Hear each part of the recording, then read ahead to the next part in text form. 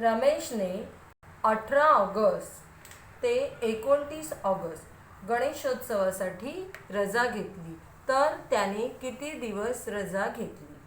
तर या उदाहरणामध्ये 18 ऑगस्ट ते 29 ऑगस्ट अशा 2 तारखा दिलेल्या आहेत. आपण ही दिनदर्शिका आहे ऑगस्ट महिन्याची.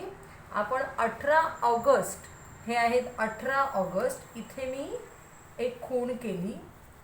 18 ऑगस्ट ते 29 ऑगस्ट इथपर्यंत त्याने गणेशोत्सवानिमित्त रजा घेतली.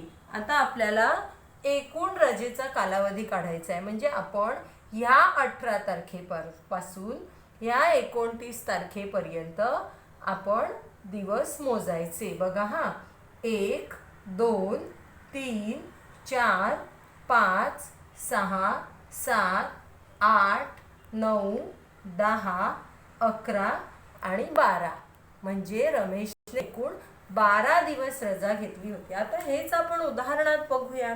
प्रत्येक वेळी आपल्याकडे दिनदर्शिका नसणार आहे.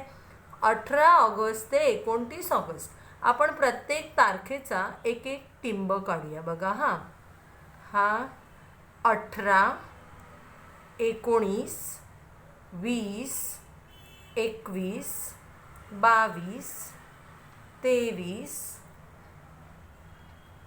24 25 26 27 28 आणि 29. बघा बरं, मी इथे ह्याला 18 लिहिला आणि इथे लिहिले 29. बघूया आपण. 18 19 20 21 22 23 24 25 26 27 28 29. किती ठिपके आले? 18 ते 29 ऑगस्ट या तारखांचे किती ठिपके आले? 1 2 3 4 5 6 7 8 9 10 11 आणि 12. म्हणजेच रमेशने 12 दिवस रजा घेतली. किती दिवस रजा घेतली? रमेशने गणेशोत्सवासाठी 12 दिवस रजा घेतली. आपण प्रत्येक तारखानुसार दिवस मोजले तर एकूण दिवस आले 12. म्हणून त्याने 12 दिवस रजा घेतली. हे आपलं उत्तर आलं. लक्षात आहे ना? सोपं.